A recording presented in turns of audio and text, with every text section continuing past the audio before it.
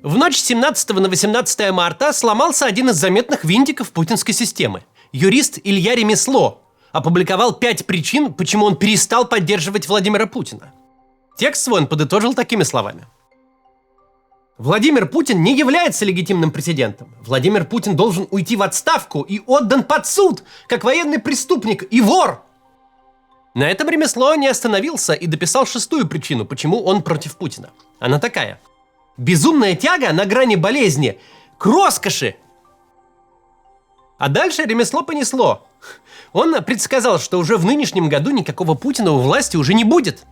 Затем набросился на Сергея Кириенко.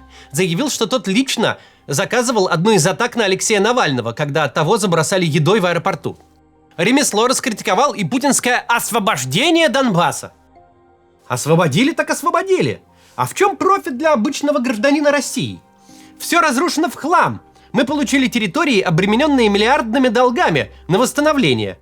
В чем их ценность? Задумайтесь. Это вопрос в первую очередь к сторонникам Путина. Уверен, что пока одна часть моей аудитории не может поверить своим глазам и ушам, другая недоумевает, а кто вообще этот Илья Ремесло такой, и зачем его обсуждать? Про него даже странички в Википедии нет. Давайте разбираться. Прежде чем начнем, как обычно напомню, в описании мы поместили ссылку на инструкции, как бесплатно обойти российские блокировки, в том числе и Telegram, как теперь читать, где всякое вот такое вот впервые публикуется. Мы регулярно обновляем, добавляем новые способы, а спонсирует это компания MaxSwap. Она выпускает виртуальные криптовалютные карты, которыми можно расплачиваться за границей.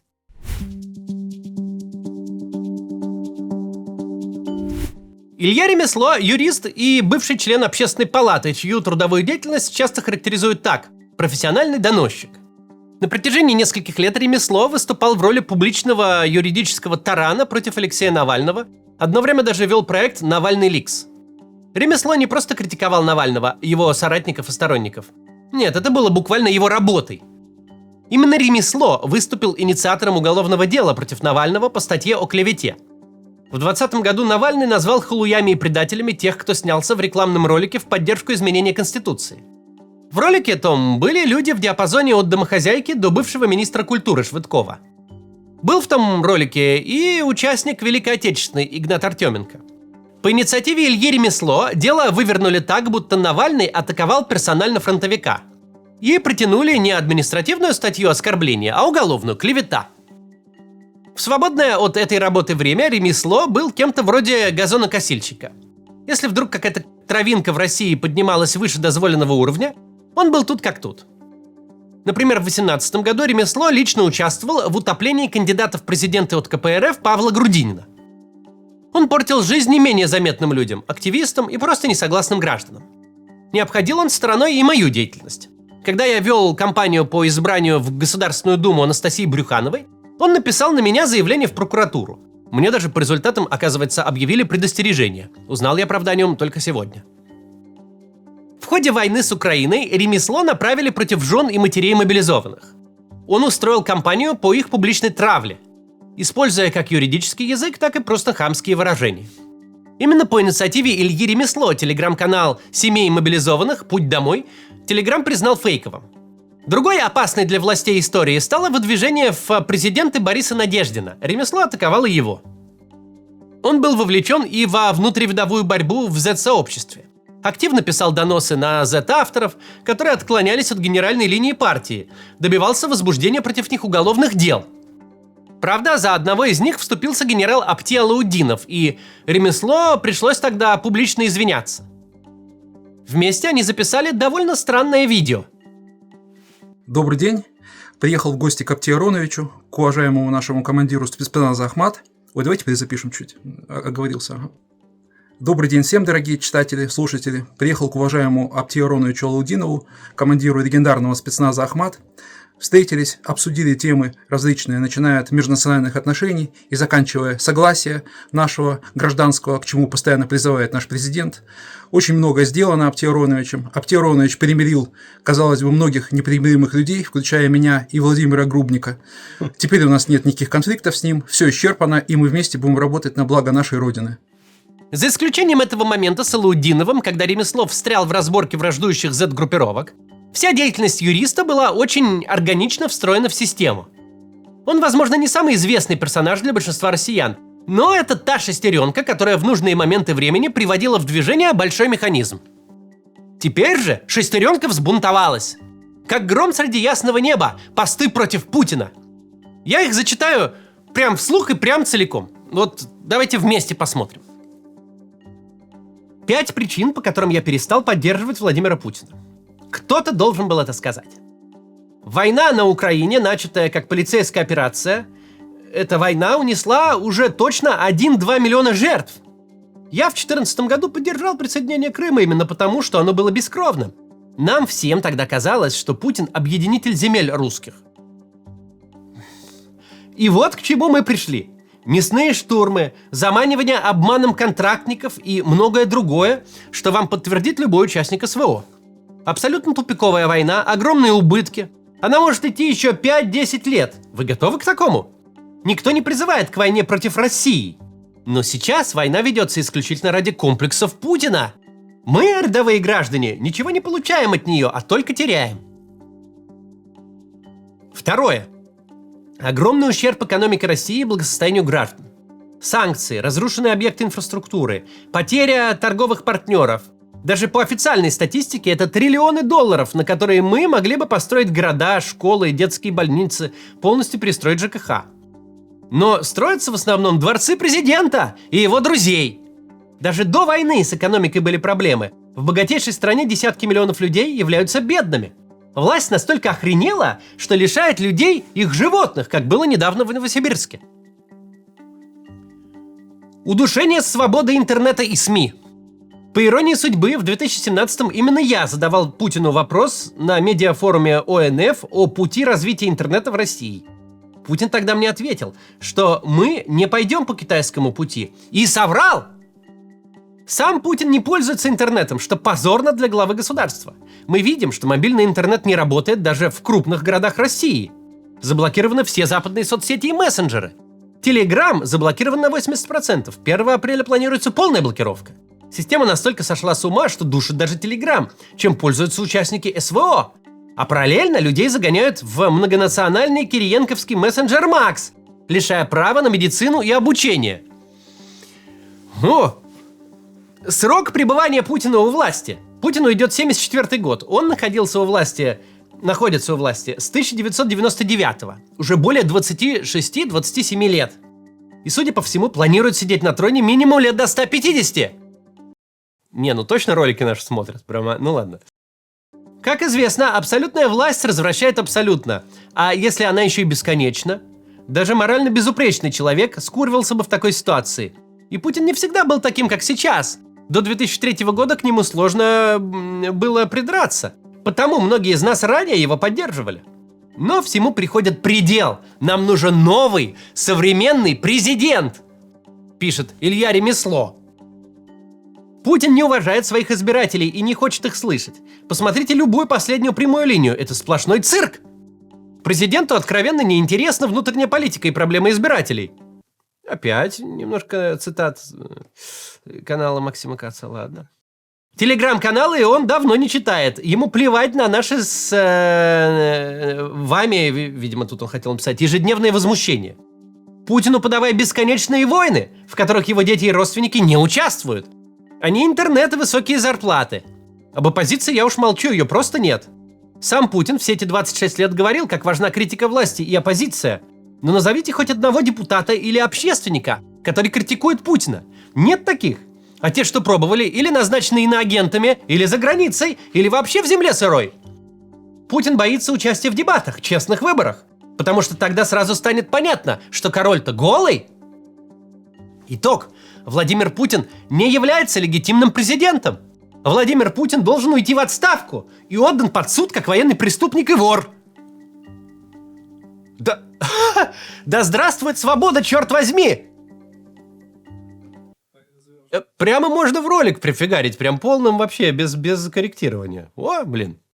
Далее Ремесло дописал 6-ю причину, почему он против Путина. Смотрите. Пожалуй, добавлю 6-ю причину, по которой я и любой адекватный гражданин не будет поддерживать Путина. Безумная, на грани болезни, тяга к роскоши. Я ранее думал, что все эти расследования на агентов о яхтах и резиденциях несколько притянуты за уши. Но в 26-м году скрывать это стало невозможно. У Путина реально около 20 резиденций и дворцов по всей стране. Самолеты и бронепоезда. Поскольку на Путина работают бездарные или продажные люди, все это сливается иностранным разведкам. Я уже ранее писал про мировые элиты, которые вместо того, чтобы войти в историю чем-то интересным, устраивают остров Эпштейна. И в России, думаю, все обстоит схожим образом. У Путина было все. Высокие цены на энергоносители, огромная страна со всеми ресурсами, народ, который реально поддерживал молодого президента. Можно было сделать все, что угодно. Совершать научные прорывы, сделать самый лучший в мире искусственный интеллект, слетать на Марс, исследовать звезду Сириус. Ну или хотя бы максимально улучшить жизнь людей. Вместо этого Путин пошел кривой дорогой обогащения себя и своих друзей из кооператива «Озеро». Сотни миллиардов долларов коту под хвост. Вдумайтесь, насколько это примитивно быть президентом России и тратить себя и посланный свыше ресурс на такое.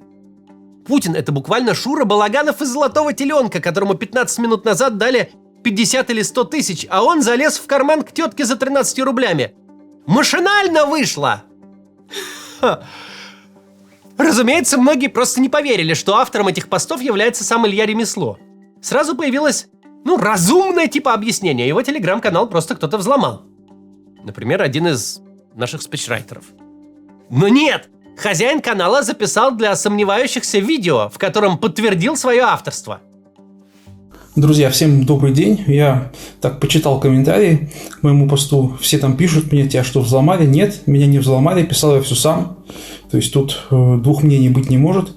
И я удивлен такой реакцией бурной. У нас, представляете, до чего мы дошли? Что уже даже критика президента, просто такая умеренная, на мой взгляд, я ведь не призывал никаким насильственным действиям и так далее, да, исключительно в рамках закона, она порождает вот такую странную реакцию бурную. До чего мы дошли, да? Пожалуй, это повод задуматься. Вот. Так что подумайте об этом до утра. Ну а завтра продолжим. Даже после этого некоторые публиковали конспирологию, что это, мол, дипфейк или какой-то хитрый план. Но нет, это не план и не дипфейк. Это на самом деле он.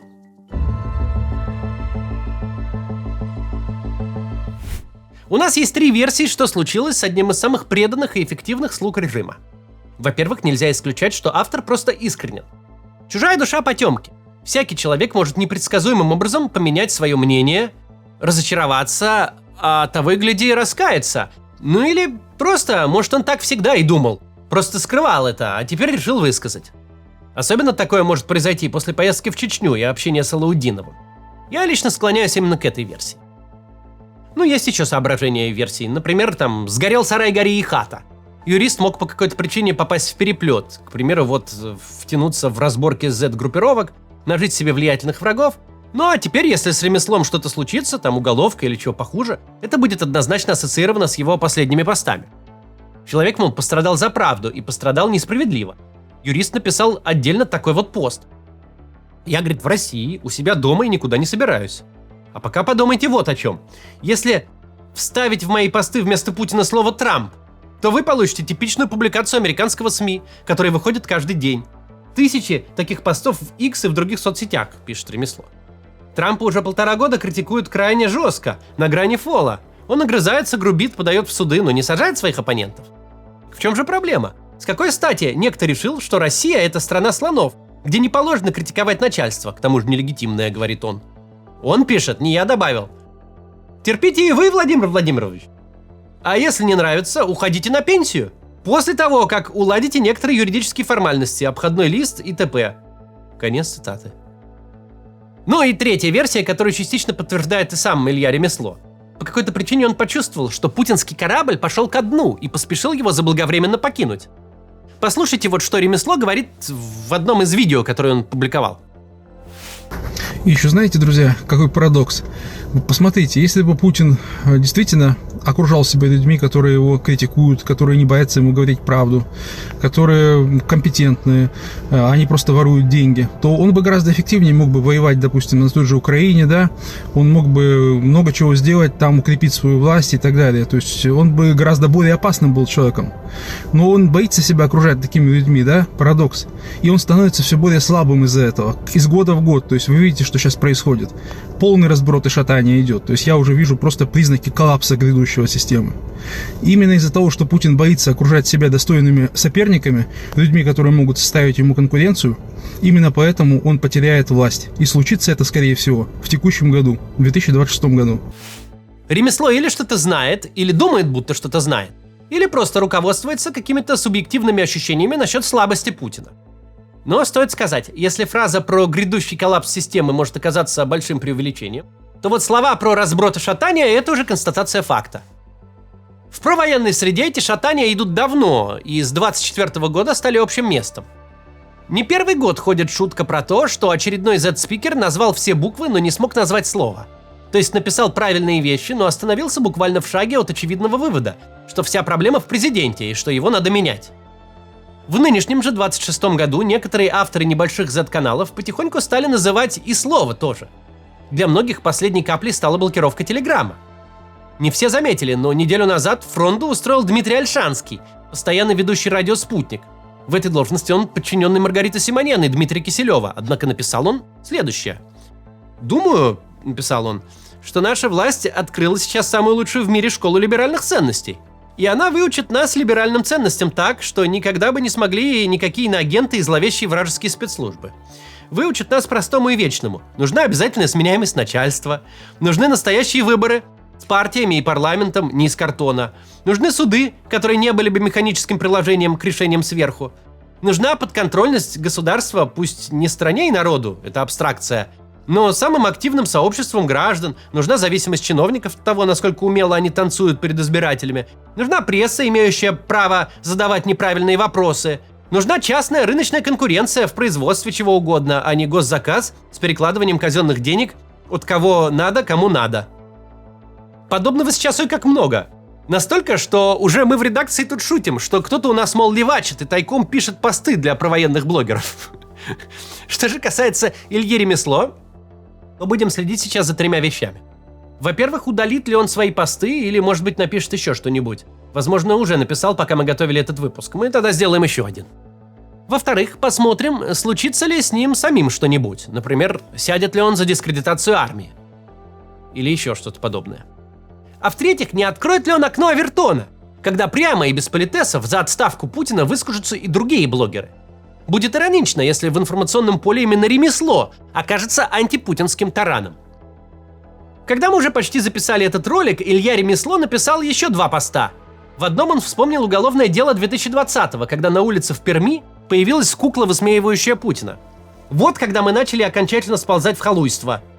Сейчас за куклу дали бы сразу 275-ю УК РФ госизмена. В чем тут главный урок? Власть, которая лишена самоиронии, обречена на сползание в тоталитаризм. Я бы на месте Путина лишь посмеялся. Но кисо обиделось не по-детски, пишет Ремесло про Путина. В другом посте Илья Ремесло призвал перейти на светлую сторону Владимира Соловьева. Юрист обратил внимание, что уже и Соловьева стали цензурировать на государственном телевидении. А в качестве подтверждения привел посвященный этому ролик Майкла Наки. В свете этого последнего поста я продолжаю склоняться к мысли, что Илья Ремесло написал ровно то, что он на самом деле думает. Более того, он предполагает, что и Соловьев думает так же, и вообще все вокруг. Просто нужно, чтобы кто-то высказался вслух. Тогда все остальные увидят, что это не так уж и страшно, и присоединятся. Сразу хочу успокоить Z-благосферу и всех сомневающихся людей в медийных элитах. Меньше всего это похоже на провокацию от властей. Российское государство никогда само не пойдет на нарушение своего главного табу, не допустит критики Путина, даже с целью спровоцировать и выявить нелояльных. Система знает, если этот шлюз приоткрыть, поток может хлынуть так, что створки потом не закроешь. Я видел, что уже появились версии о централизованной провокации. Нет, господа, это не она. Посмотрим, откроется ли шлюз и что вообще теперь будет. До завтра или до вечера.